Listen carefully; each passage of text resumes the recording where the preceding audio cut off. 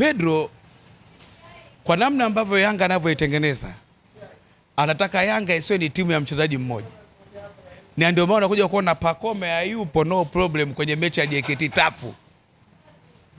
Unaelewa vizuri? Watu wameenda mbali, tumeshikwa mikono, si tumekwenda wapi? Ni ubora wa Young Africans. Kwa uwepo wa Pacome Zuzu, afu nimemwona kafanya hivi. Kafanya hivi.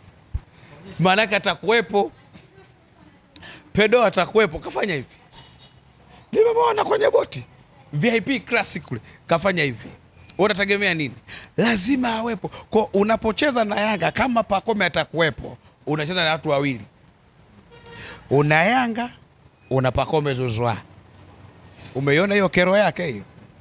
Wakawe na umakini Simba, lakini vinginevyo ni hatari sana kwao. Wasiende kichwa kichwa. Hii ni mechi ya ligi kuu, ni dabi ya Kariakoo.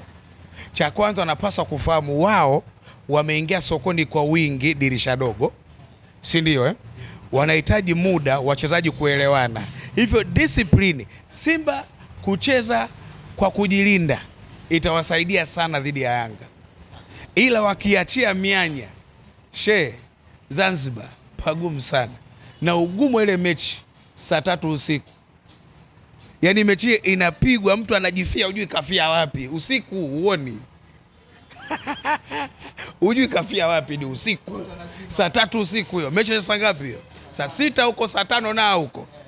Huyo mtu akipotea utamuona, au lunyasi umeona?